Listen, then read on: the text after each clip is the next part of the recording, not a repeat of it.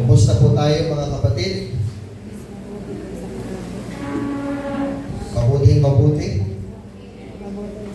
Napakasarap po na pagmasdan ng mga anak ng Diyos ay mga nakangiti.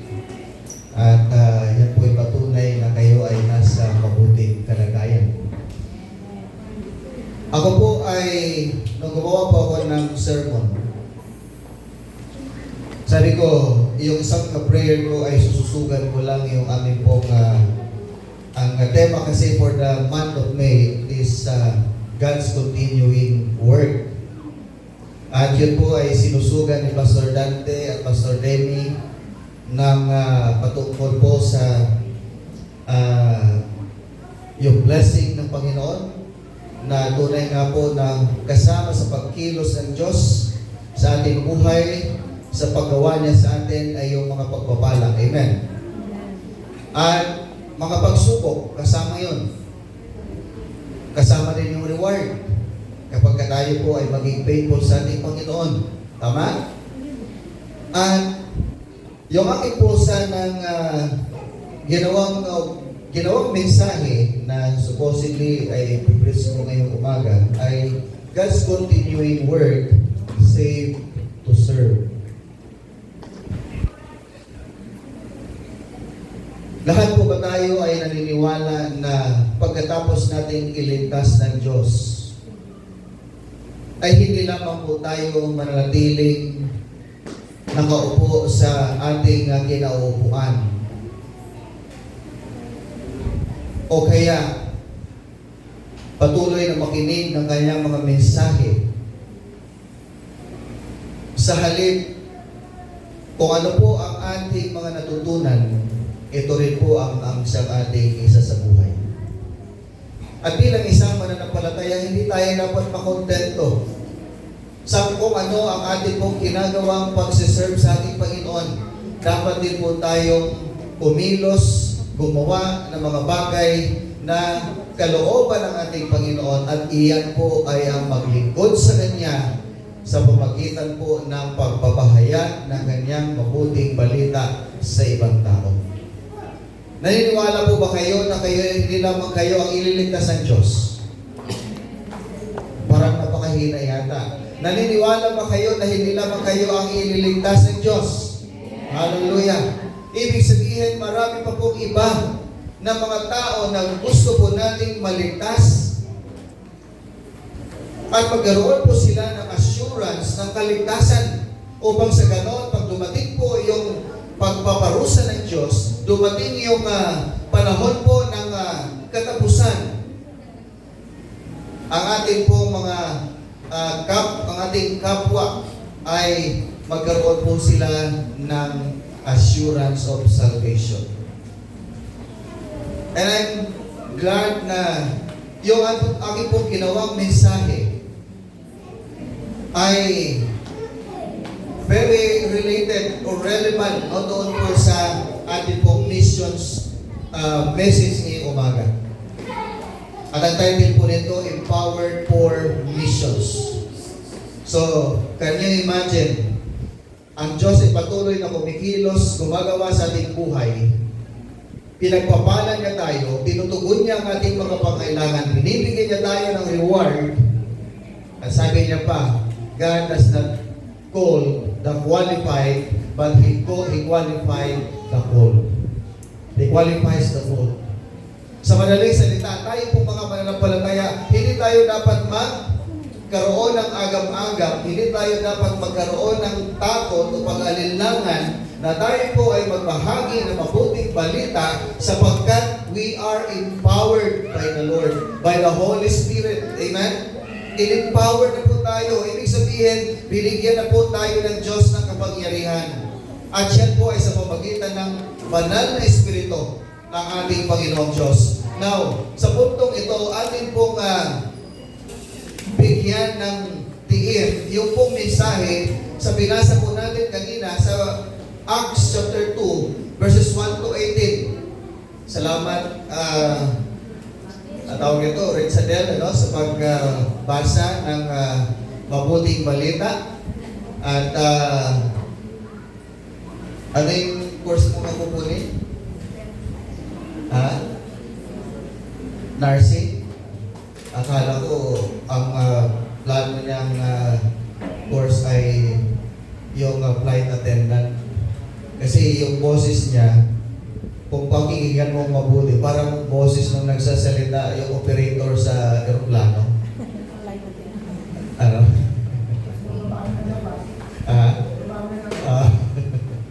Okay. So, kaya po, nawa ang inyong pong mga plano, mga kabataan, mga pangarap ninyo sa buhay ay magkaroon ng katuparan. Amen? Now, sa umagang ito ay atin pong alamin muna kung ano po yung binasa natin kanina patungkol po sa Pentecostes. At kung ano po ang mahalagang aral na itinuturo nito sa atin pagdating sa misyon. Ang Pentecostes po ay isang pangunahing kapistahan na mga Hudyo na kanila pong ipinagdiriwang 50 araw pagkatapos ng Paskwa. Ito ay kilala bilang kapistahan ng mga linggo. At ito po ay nagsimula bilang isang pagdiriwang ng pasasalamat para sa kanilang mga ani. At ang mga Hudyo po mula sa maraming rehiyon, sila ay naglalakbay patungong Jerusalem para sa mahalagang okasyong ito. At nagpapaliwanag nito kung bakit ang mga tao mula sa maraming bansa ay nasa Jerusalem noong panahon po o piyesta ng Pentecostes. Para sa mga Kristiyano, ang linggo ng Pentecostes ay pinagdidiwang sa ika-7 linggo or ang katumbas po nito ay 50 days pagkatapos po ng linggo ng pagkabuhay ng ating Panginoong Jesucristo. Kadalasan ay kakaunti ang atensyon na ibinibigay sa linggo ng Pentecostes. Hindi katulad ng Pasko ng pagkabuhay, ngunit ang Pentecostes po ay napakahalaga. Napakahalaga ito sa kasaysayan para sa misyon dahil ito ang araw kung kailan po natupad ang pangako ng Diyos. Yung pangako ng ating Panginoong Jesucristo sa Acts chapter 1 verse 8. Nung siya po ay aakyat patungo sa pabalik doon sa langit, ay meron po siyang ibinigay na pangako sa kanyang mga disciples na kung saan ay bababa ang Espiritu Santo sa kanila upang sila ay samahan at bigyan sila ng kapangyarihan. At dito nga po ay bumaba ang banal na Espiritu sa mga tagasunod ni Kristo at pinuri nila ang Panginoon sa iba't ibang wika. Yung mga alagad ng Panginoong Jesus ay nagsalita sa iba't ibang wika, speaking in tongue. Pero yung kanila pong mga sinasambit ay salita po o lengguwahe ng mga iba't ibang tao na naroroon dahil sila po ay nanggaling sa iba't ibang bayan. So ang mga tao po sa iba't ibang bansa ay nakarinig at naniwala at doon po nagsimulang isilang ang bagong simbahan. Ang kauna-unahang simbahan. Ang unang kilusan ng misyon ay inilunsad po noong Pentecostes na mayroong tanda at mga kababalaghan. At ang ebanghelyo ng ating Panginoong Jesucristo mula doon ay kumalat hanggang sa buong mundo.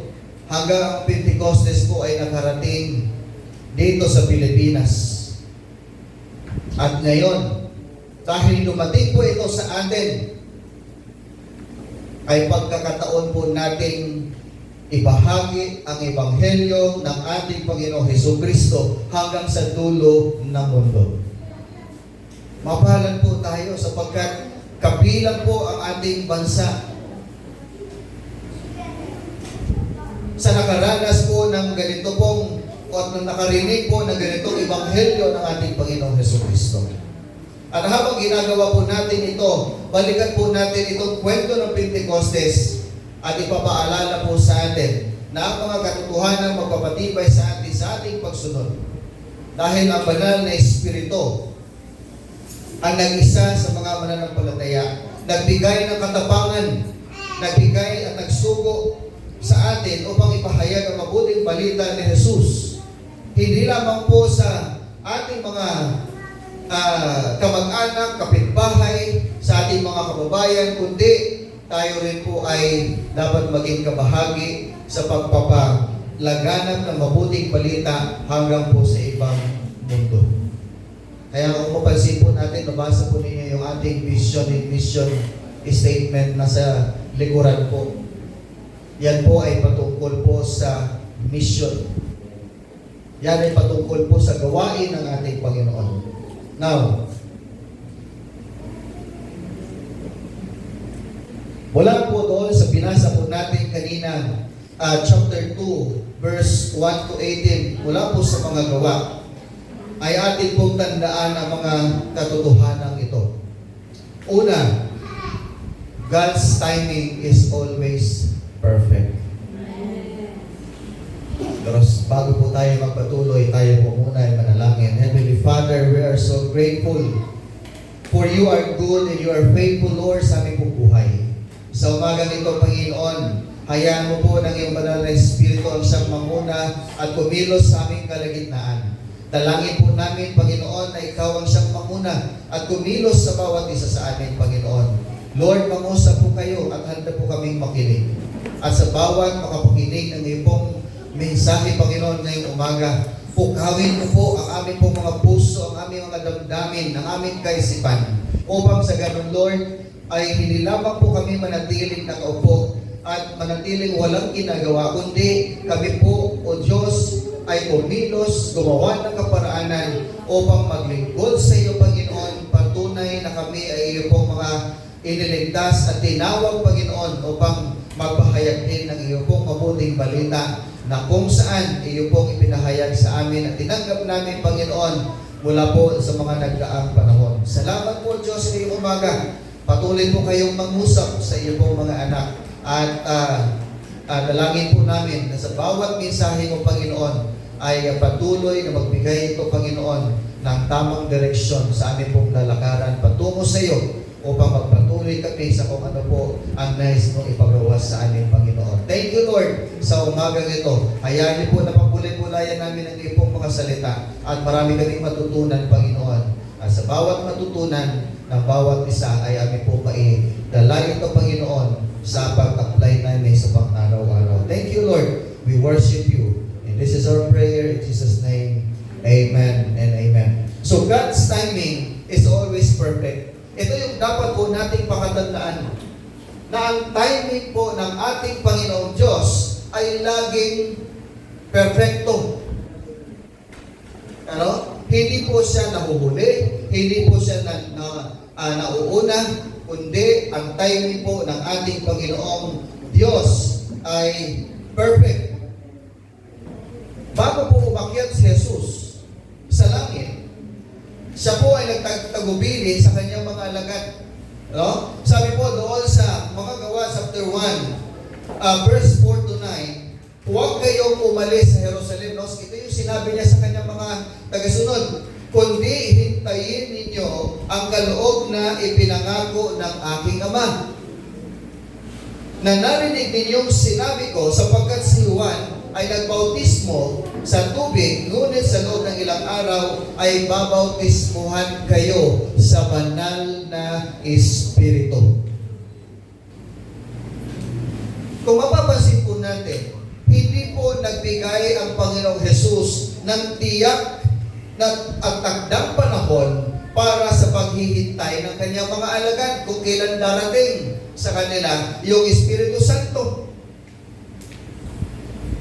Subalit sinabi lamang po ng ating Panginoong Jesus sa kanila na sa loob ng ilang araw ay babautismuhan kayo sa banal na Espiritu.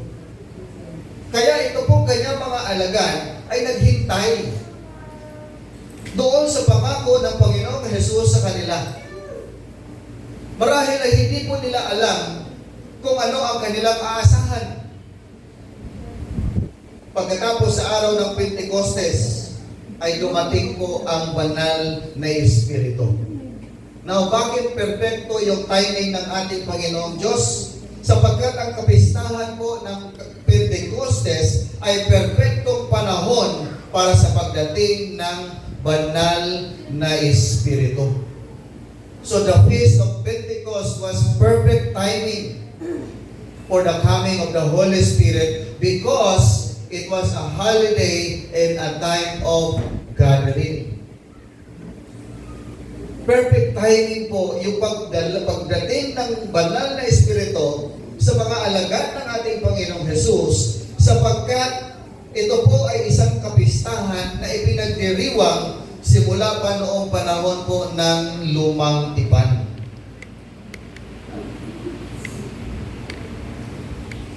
At yan po ay makikita natin sa Leviticus chapter 23 verses 16 to 17 at sa mga bilang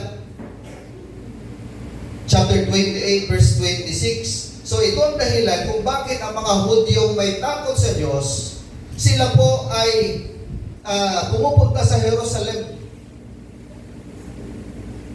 Nang bigyan ng kapangyarihan ng banal na Espiritu ang mga Hudyo, sila po ay nagsalita ng iba't ibang wika. At dahil po doon sa kanilang mga sa pagsasalita ng iba't ibang wika, ay nakuha po nila yung atensyon ng mga tao na naroroon. Sabi ng iba, sandali, di ba lingwahe natin yun? No? Lingwahe natin yun. Sa madaling salita, yung speaking in tongue na naririnig po ng mga tao na nandoon mula sa mga sinasambit ng mga alagad, yun po ay hindi yung speaking in tongue na wala pong sino mang nakakaunawa o yung tinatawag na gift of the Holy Spirit. Sapagkat naunawaan po yun ng iba't ibang mga lengguwahe o lahi na nandoon na mula po sa iba't ibang bansa, iba't ibang lugar. Parang Pilipinas. No? Parang Pilipinas. Nandito tayo sa Manila at Tagalog yung ating pong pangunahing lengguwahe. And then, tayo po ay magsasalita sa iba't ibang iba't ibang wika. May Ilocos, may ano tawag nung sa Ilocos? Ilocano. Ano? Mayroong Waray, mayroong Bisaya, mayroong Bicolano. Dahil bahagi po yun ng kanilang kapistahan, iba't ibang mga bayan na iba't ibang lingwahe ang pumupunta po sa Jerusalem. At dito po ay makikita natin na dahil nakuha po nila yung atensyon mula sa iba't ibang bansa at ito po ang siyang nag-udyok sa kanila para magtanong. Ano? Para sila ay magtanong. So ito yung perfectong panahon para po sa pagmimisyon dahil ito'y nagbubukas ng pagkakataon para kay Pedro na ipangaral ang mabuting balita. Ikalawa, perfecto ito ng panahon sapagkat, no? Because the Feast of the Pentecost celebrated the harvest. Noong panahon po ng Pentecost ay ipinagdiriwang din ang kapistahan, yun po pag-aani. Madalas po itong nangyayari sa mga probinsya. Lalo na kapag mayroon pong ani, bagong ani, talagang may celebration. Ano? At naalala ko po nung ako po ay nasa probinsya pa. I was only 4 years old. Nagtatanim na po ako ng palay. Ano? At gustong-gusto ko po yung magtanim ng palay dahil lalo na kapag harvest time na, dahil yung lola ko nagluluto po ng bibingka. Ano? At napakasarap po ng bibingka sa lutong probinsya. No? Dito po parang hindi mo na maunawaan, hindi po sa pipintasan po natin, pero parang walang makakapantay, no? Doon po sa sarap noon po lutong probinsya. Siguro dahil lahat po ng ginagamit ay sariwa, tama? Yun po ang siguro ang isa sa nagpapasarap. So, the best of Pentecost celebrated the harvest. Habang ipinagdiriwang po ng mga Hudyo ang unang bunga ng kanilang ani, ang banal na Espiritu ay nagdala ng espiritual na ani ng mga tao sa kaharian ng Diyos. So, ibig sabihin, from material to spiritual, from physical to spiritual, yung ani po na nangyari noong panahon po ng Pentecostes. Yung ani po na sinasabi dito, no, spiritually, ay dahil maraming mga tao na kung saan po ay kumilala sa ating Panginoong Jesucristo, tinanggap siya at nagsisi sa kanilang mga kasalanan at sila po ay sumunod doon po sa salita ng ating Panginoon. Ikatlo, the grain and oil are essential parts in the feast of Pentecost because they symbolize the sustains life. Ibig sabihin, ito po mga butil at langis ay napakahalagang bahagi sa kapistahan ng Pentecostes dahil sila po ay sumisimbolo at nagbibigay ng buhay.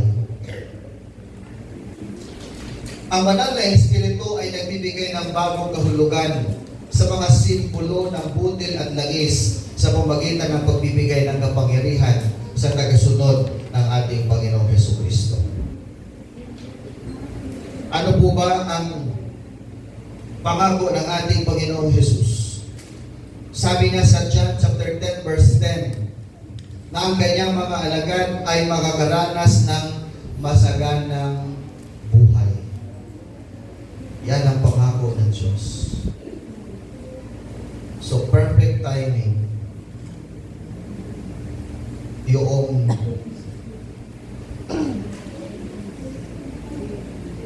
pangako ng ating Panginoon. Second, mahalaga na maunawaan po natin at alalahanin po natin itong ikalawang punto dito po sa mensahe natin ngayong umaga. God's promises are always trustworthy. Ang mga pangako ng Diyos ay laging mapagkakatiwalaan. Amen? Sabihin nga natin, ang mga pangako ng Diyos ay laging mapagkakatiwalaan. Hallelujah. Palakpakan natin ang ating Panginoon. Church, tandaan po natin, kapag ang Diyos ay nangako, maaari tayong magtiwala sa Kanya. Bakit? Dahil hindi na tayo kailanman bibiguin. Hindi tayo kayang biguin ng ating Panginoon. At ang banal na Espiritu ay nagtupad, no? Na itinupad niya yung mga pangako ng Diyos. Bago ang pagpapako ng ating Panginoong Jesucristo doon sa cross, ay pinangako niya na ang kanyang banal na Espiritu sa kanyang mga alagad. Sabi po ng John chapter 14, kung iniibig ninyo ako, ay tutuparin ninyo ang aking mga utos. At ako'y hihingi sa Ama at bibigyan niya kayo ng isa pang tagapagtanggol upang kayo'y maging kasama ninyo magpakailanman. Ang Espiritu ng katotohanan. So, ang ipinangako ng Panginoong Jesus sa kanyang mga alagad ay Espiritu ng katotohanan. Sabi niya pa, hindi siya matatanggap ng mundo. Sapagkat hindi nito siya nakikita, ni nakikilala man siya. Ngunit kilala ninyo siya sapagkat siya'y nananahan sa inyo at mananahan sa inyo. Hindi ko kayo iiwan na parang mga ulila. Ako'y paririto sa inyo. So So kung bibigyan po natin ng diin ito pong talata na ito sa John chapter 14, yung sinasabi niya rito, ngunit kilala ninyo siya, kilala ninyo ang banal na Espiritu sapagkat siya'y nananahan sa inyo at mananahan sa inyo. Meaning, ang taong na pinanahanan ng banal na Espiritu ang nakakilala lamang sa katotohanan. Ang taong pinanahanan ng banal na Espiritu ang nakakakilala lamang sa Diyos. Ang taong pinanahanan ng banal na Espiritu, siya lamang ang tumatanggap kay Kristo at nakakaunawa sa mensahe ng ating Panginoon.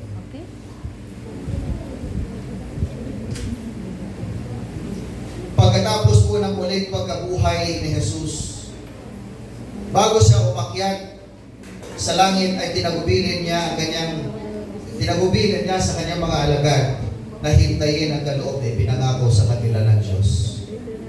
At ito ay mabautismuhan sila sa pamamagitan ng banal na Espiritu. Si Pedro, noong Pentecostes, makikita natin na pagdating po ng banal na Espiritu sa kanya, ay nangyari po at naisakatuparan ang propesiya sa lumang tipan. Sa aklat ng Joel at sa mga awit. Ibig sabihin kung paano tinupad ng Diyos ang kanyang pangako na isugo ang banal na Espiritu, maaari po tayo magtiwala sa Kanya na maging tapat sa Kanyang salita at tutuparin ang lahat ng ibang mga pangako ng Diyos sa atin. At ang mga pangako ng Diyos ay palaging mapagkakatiwalaan. Amen. Dahil ang Diyos ay hindi niya po tayo bibiguin. So, matutupad ang mga pangako ng Diyos sa kanyang perpektong panahon. God's promises will be fulfilled in His perfect time. Mangyayari po ito sa takdang panahon na kung saan ay inilaan po ng ating Panginoon. Matutupad ang mga pangako ng Diyos at maisakatuparan upang maisakatuparan ang kanyang mga layunin at plano para sa atin. At ang mga pangako ng Diyos ay hindi para gawing mas madali ang buhay para sa atin. Para makuha o magawa natin ang anumang gusto natin.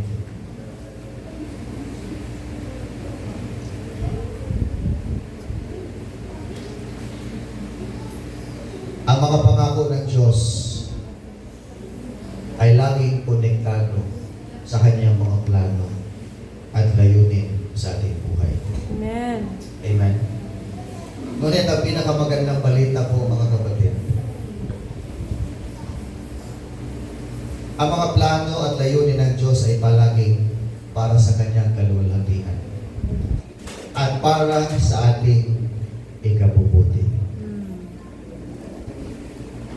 Ulitin ko po, ang mga plano ng Diyos ay para po sa kanyang kaluwalhatian at para sa ikakabuti natin. Hindi lamang para dito at ngayon, kundi para po sa eternity, walang hanggan. Ang banal na Espiritu ay ipinangako ng Diyos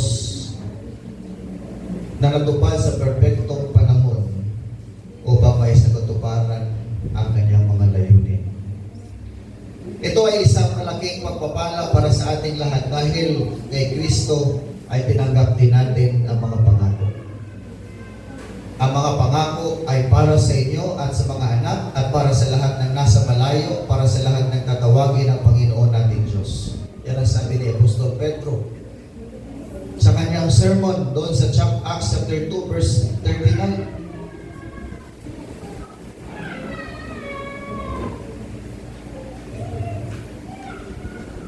Now, ano nga ba ang magagawa ng banal na Espiritu sa buhay ng mga mananampalataya? Sa atin, ng mga tagasunod ni Kristo.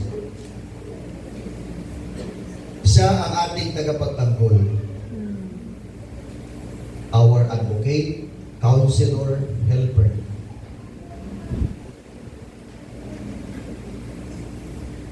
Siya ay makakasama natin magpakailanman. He will be with us forever. So yan po ay patunay na hindi tayo iiwan ng Diyos. Amen? Yan yung pangako niya. Hindi niya tayo iiwan, hindi niya tayo pababayaan. And He will teach us all things and remind us of everything that Jesus said. Tuturuan tayo ng banal na Espiritu sa maraming bagay. At paalalahanan po tayo sa mga bagay na patungkol doon sa sinasabi ng ating Panginoong Jesus. He will convict. Tayo po ay kanyang hahatulan. Lalo na kapag tayo po ay hindi sumusunod sa Kanya. Lalo na kapag ang ating pong landas ay nagiging iba na sa landas ng Panginoon. So, ikukonvict niya tayo. Ikukonvict niya tayo para bumalik tayo doon sa landas na nais ng Diyos na takakin natin para sa Kanya. What else? He will guide us into all truth.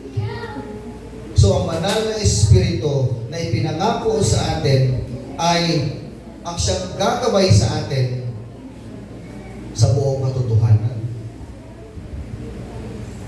Para ituro tayo, gabayan tayo sa katotohanan.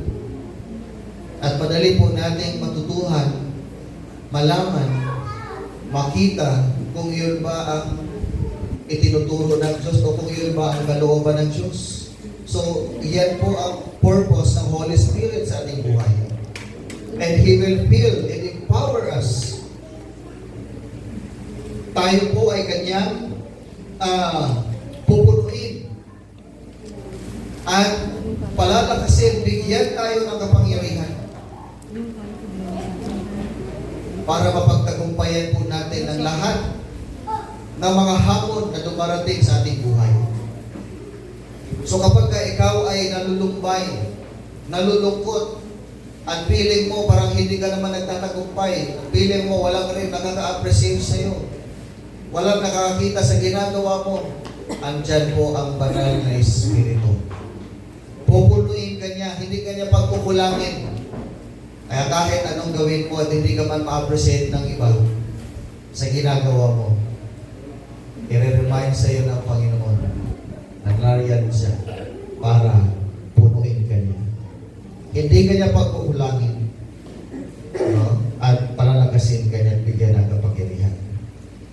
Next, the purpose of the Holy Spirit, He will bear witnesses or witness about Jesus.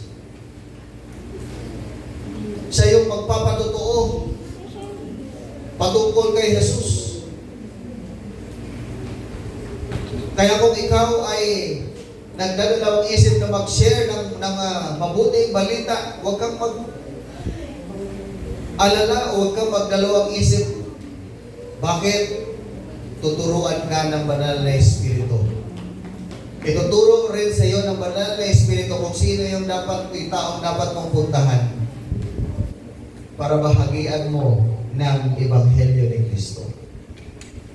And He will glorify Jesus. So ang banal na Espiritu din ang siyang magluluwalhati sa ating Panginoong Jesucristo. At tayo po ang gagamitin ng Diyos. Sa pamamagitan natin ay luluwalhatiin po natin ang ating Panginoong Jesus. So, mga kapatid, tinitiyak po ng banal na Espiritu sa ating buhay na ang lahat ng iba pang mga pangako ng Diyos ay tiyak na matutupad. Because the promise of God is always trustworthy. Amen. Mapagkakatiwalaan ng Diyos. Hindi siya sumisira sa kanyang mga pangako. Ibibigay niya, tutugunin niya kung ano ang hinihingi mo at kung ano ang kailangan mo. At habang tayo po ay nagpapatuloy sa pagtupad sa dakilang utos ng ating Panginoong Jesus, yung kanyang Great Commission to go and to make disciples to all nations. Mari tayong kumapit sa pangako ni Kristo na sasamahan niya tayo hanggang sa katapusan ng panahon, dahil ang pangako ng Diyos ay laging mapagkakatiwalaan. Amen. Amen. Now, ikatlong katotohanan makikita natin sa kwento po ng Pentecostes. God's ways are always beyond our ways. Sa Tagalog, ang ibig pong sabihin niya ng mga daan ng Diyos o yung kaparaanan ng Diyos ay laging higit pa kaysa sa ating mga kaparaanan. Ang nangyari po noong Pentecostes ay gawain ng Diyos. Hindi po yung gawain ng tao. Ang paraan ng pagkilos ng banal na Espiritu noong araw na iyon ay higit pa sa gawain ng anumang relihiyong pagdiriwang o seremonya o ritual. Dahil ang mga pamamaraan ng Diyos ay palaging higit pa sa pamamaraan ng tao. Now Pentecostes, during the Pentecostes, God worked beyond the disciples' expectations. Noong panahon po ng Pentecostes, gumawa ang Diyos ng higit pa sa inaasahan ng kanyang mga tagasunod.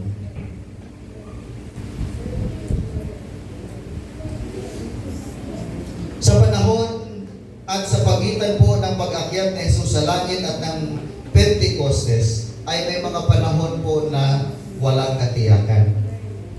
Walang katiyakan para sa mga disipulo niya, para sa kanyang mga alagad. Bakit? Dahil iniwanan na sila ng Panginoong Jesus. Iniwanan na sila ng Panginoong Jesus. At yung mga Pariseo at yung mga Hudyong pinuno ay nasa kapangyarihan pa rin sila.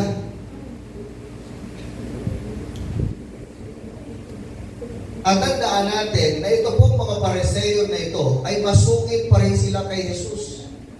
Ibig sabihin, dahil hindi nga nila kinikilala si Jesus bilang Mesyas.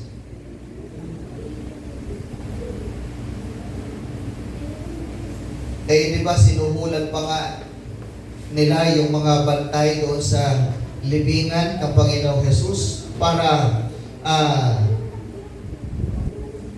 magpakalat ng mga maling kwento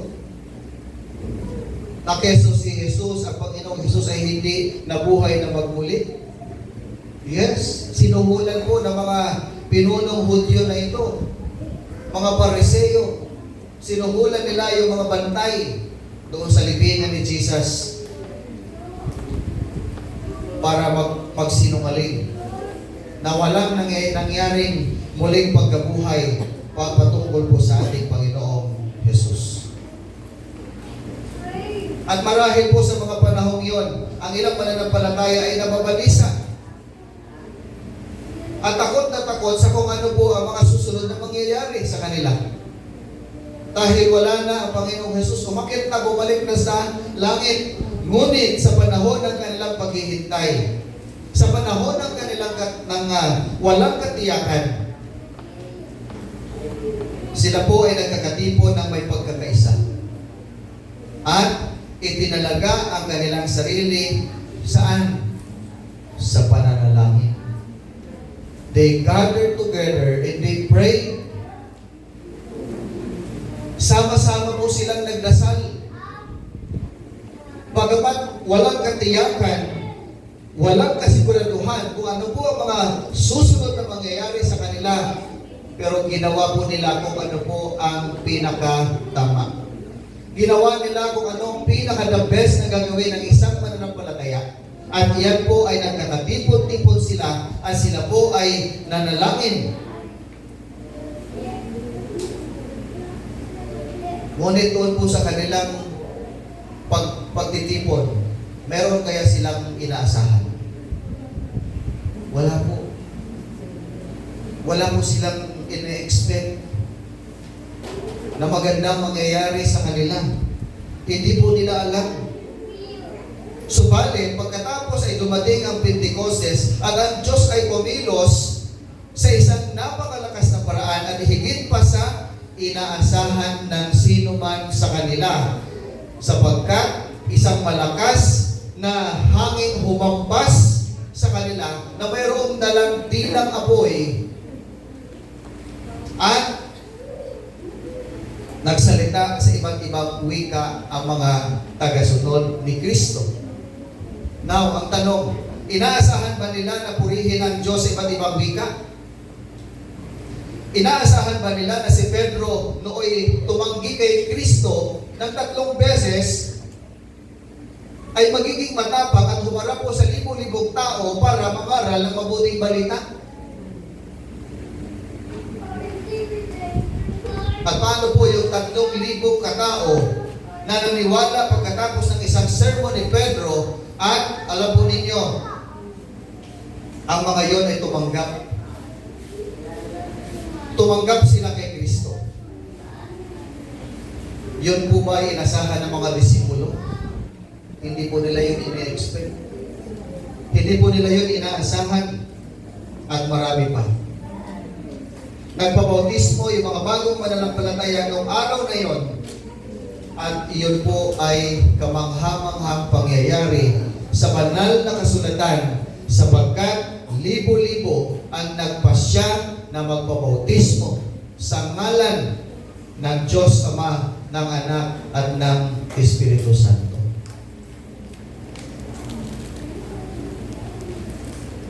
Tunay nga po ng ginawa ng banal na Espiritu noong Pentecostes ay lagpas doon sa inaasahan ng kanyang mga disipulo. God worked beyond the disciples' expectation. Mga kapatid, kapag nais gumawa ng Diyos ng isang bagay upang maisakatuparan ang kanyang mga layunin, maaari siyang gumawa ng higit pa sa ating mga inaasahan. Amen? Gagawa siya ng mga bagay na hindi po natin inaasahan. At hanggang ngayon ay ginagawa pa rin ito ng Diyos sa atin. Gumagawa ang Diyos ng higit pa sa ating inaasahan at ginagawa niya mga bagay na siya lamang ang siyang makakagawa upang ang ating pananampalataya sa Kanya ay patuloy na lumago at ang lahat ng kaluwalhatian ay mapasa atin. Upang tayo po ay hindi po manatili lamang na tagapakinig ng Kanyang mabuting balita, subalit upang tayo rin po ay matututong magbahagi sa iba ang Ebanghelyo patungkol kay Kristo. Kaya pag mga kapatid, ito po ay isang hamon sa bawat isa sa atin. Nahaharap ka ba sa mga kawalan ng katiyakan, pangangailangan, kahirapan o maging mga imposibleng bagay na mangyari? Church, huwag kang magpadala sa mga nararanasan mo. Huwag kang magpadala sa pag-aalala, pagkabalisa o takot. Bakit? Sa halip, bumalik sa ating Panginoon at sa Kanyang Espiritu Santo ng pag-asang puno ng pananampalataya. Amen? Amen. Bumangon tayo, bumalik tayo sa ating Panginoon at magtiwala sa Kanya. Sabi nga ng isang missionary, si William Carey, expect great things from God and attempt great things for God. Ano po sa Tagalog niyan? Sabi niya sa Tagalog, asahan ang mga dakilang bagay mula sa Diyos at sikapin ang mga dakilang bagay para sa Diyos. Amen. Amen. Ang Diyos ay gumagawa ng higit pa sa inaasahan natin. Amen. And lastly, God worked beyond the people people's comprehension. Hindi pa pala yan last. God work beyond the people's comprehension. Sabi siguro na iba, ay, salamat, last na. Hindi pa. Nawawali kayo, ano? Meron pa pala. God work beyond the people's comprehension. Ano po ang ibig sabihin yan? Ang Diyos po ay gumawa ng higit pa sa kayang maunawaan ng tao.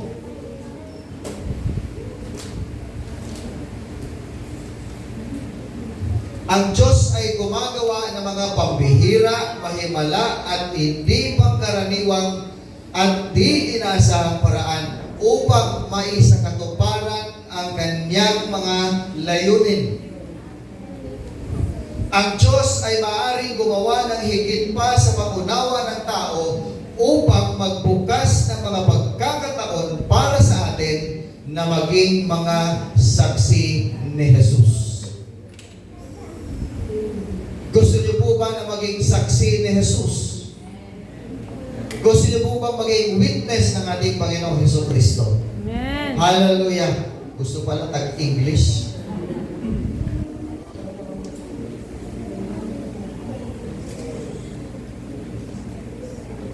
Dapat asamin po natin yun.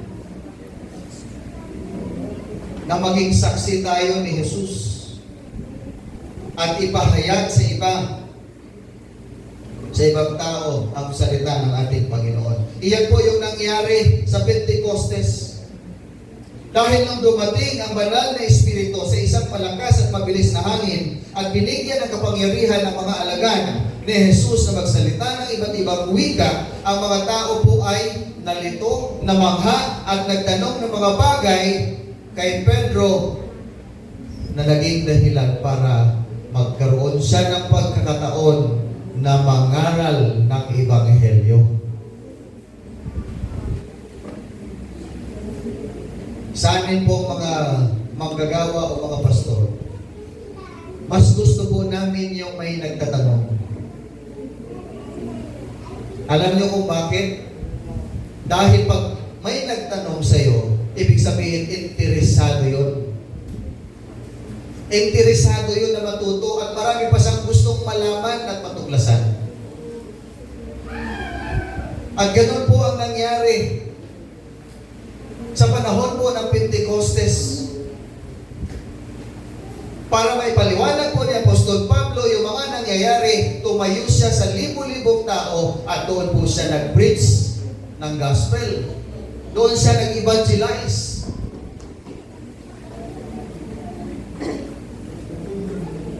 So habang pinupuno at pinanahanan tayo ng banal na Espiritu, mga kapatid, no? Sa ating mga puso, nagdudulot siya ng isang pagbabagong maaaring magdulot ng paghanga sa ilang tao.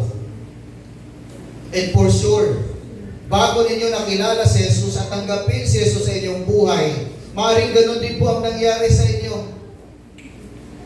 Humanga kayo sa ginawa ng Panginoong Jesucristo at the same time, humanga din kayo dahil sa pagbabagong nangyari sa inyong buhay. Dahil kung ang tao lamang ang gagawa noon, hindi po mangyayari ang pagbabago sa buhay ng isang tao. Amen po ba? Kaya kapag merong transformation na nangyayari sa isang tao, pagka siya po ay nakakilala sa Panginoon, tinanggap niya si Jesus sa kanyang buhay bilang Panginoon at personal na tagapagligtas, ibig sabihin noon, ang banal na Espiritu ay kumikilos po sa buhay ng taong iyon upang magkaroon po siya ng pagbabago. At yung pagbabago po na yan ay proseso. Meron pong mabilis, no? Mabilis yung pagbabago. Meron din pong mabagal, no? Ang pag-usad, yung pagbabago ng buhay ng isang tao. Kaya kapag tayo po ay meron tayong mahal sa buhay na bago makilala pa lang sa ating Panginoong Jesus, huwag po natin silang manalin na magbago ng tuluyan. Huwag po natin sila na biglain, no? Na magbago siya. Bakit? Dahil ang pagbabago po ay proseso. Yan ay proseso. At hayaan po natin na yung pagkilos ng banal na Espiritu sa buhay ng mananampalataya na iyon ang siyang patuloy na kikilos sa Kanya, slowly but surely. Mayroon po akong kakilala na ano yan, no, na evangelize isang kalalakihan doon po sa Peaceford. Napakabilis po ng pagbabago niya. Gusto niya na magkaroon kami ng Bible study sa bahay niya. Pero alam po ninyo, dumating yung pagsubok sa buhay niya. Hindi niya nakayanan. Agad din siya nang hina. Kahit anong gawin naming pag-hiikayat sa kanyang muli, wala na. Hanggang sa bumalik sa dati niyang mga bisyo. Kaya church, this is warning to all of us. Pag meron po tayong mahal sa buhay, kamag-anak, kaibigan, na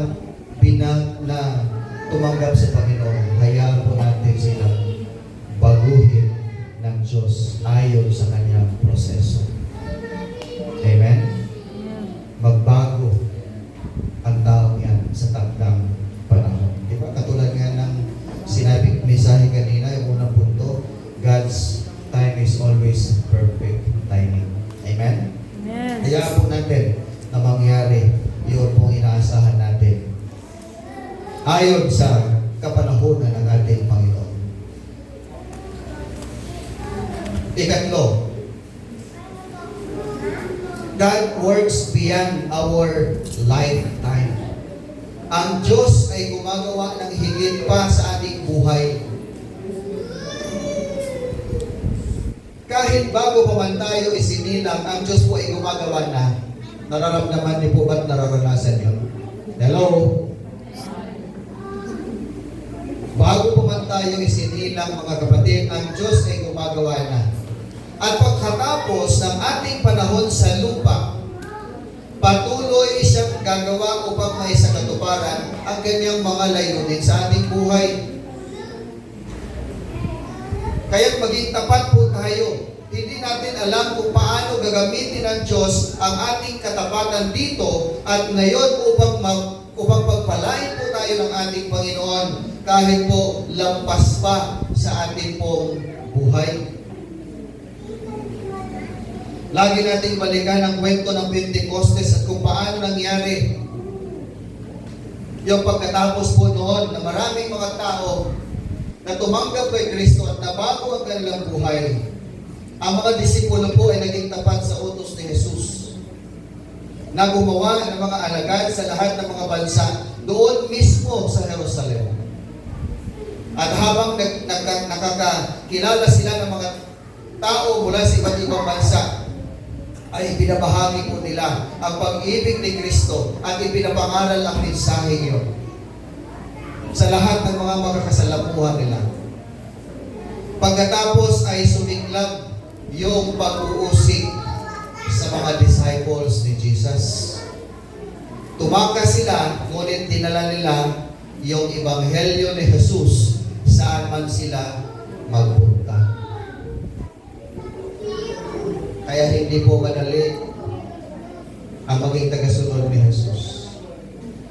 Maraming persecution ang maaari natin kakaharapin.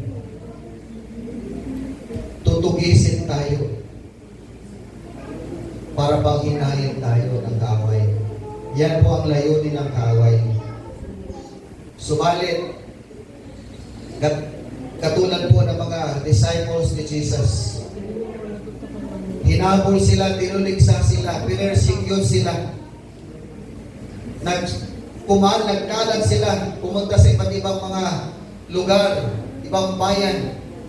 Subalit, dala-dala nila ang ebanghelyo ni Kristo.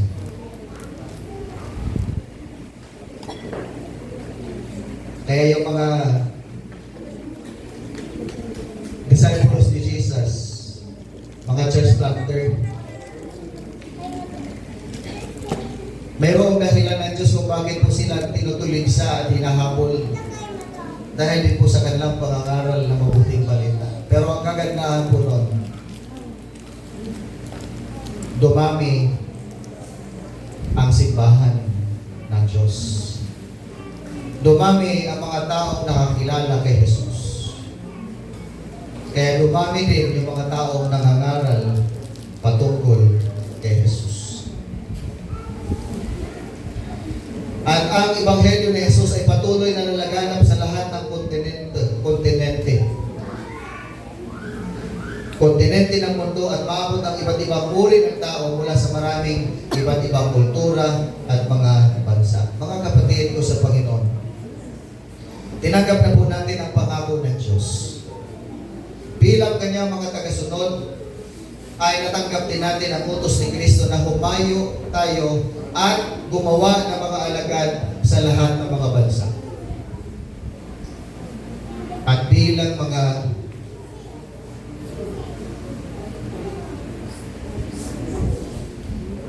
kamakok member,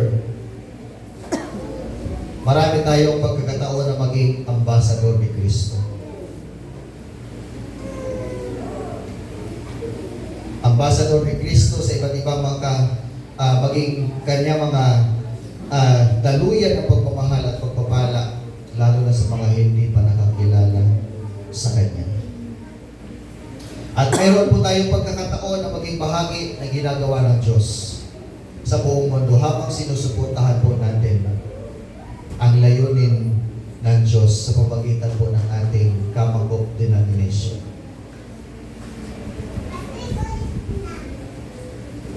Suportahan po natin ang ating mga misyonari sa panalangin, sa ibang mga support na nais po natin ipadala sa kanila. Tandaan po natin na ang Diyos ay gumagawa ng lampas sa ating buhay. Maring hindi natin makita ang bunga ng ating trabaho, ang ating mga panalangin, ang ating mga ibinibigay sa misyon. Maring hindi natin alam kung paano naantig o pinagpapala ng ating buhay ang ibang tao. Naniniwala po ako kayo na tayo po ay daluyan ng pagpapala ng Diyos. Amen. Naniniwala po ba kayo na tayo ay daluyan ng pagpapala ng Diyos? Amen. Amen. Palakpakan natin ang ating Panginoon. Church, maring hindi po natin alam kung paano o kailan gagamitin ng Diyos ang ating mga kwento upang makagawa ng pagbabago sa ibang tao. Ngunit makatitiyak tayo na ang Diyos ay gumagawa sa ating buhay. Alam niya kung paano at kailan niya isa sa katuparan ng kanyang mga perpektong layunin. Alam ng Diyos kung ano ang ating bahagi sa kanyang dakilang plano. Walang anumang ginawa para sa atin ang Diyos, o walang anumang ginawa para sa Diyos ang nasasayang. Nothing done for God is ever wasted. Our labor in the Lord will never be in vain. Amen. Hindi po masasayang at mawawala ng kabuluhan ang ginagawa mo kung yan ay ginagawa mo para sa Diyos. Walang sayang at hindi mawawalan ng kabuluhan. Amen? Amen. Sa ating pong pagtatapos, mga kapatid, basahin po ninyo ng tahimik, pamagitan lang ng inyong mga mata ang ating konklusyon. At hayaan mo pong ako na lang magbasa. Ang Espiritu ni Jesucristo mismo ay buhay at kayang gumawa ng makapangyarihang paraan sa ating buhay. Gumagawa siya ng higit pa sa ating inasahan. Gumagawa siya ng higit pa sa ating pangunawa. Gumagawa siya ng higit pa sa ating limitasyon. At gagawa pa siya ng higit pa sa ating buhay. Mapuspos tayo na banal na Espiritu at lumakad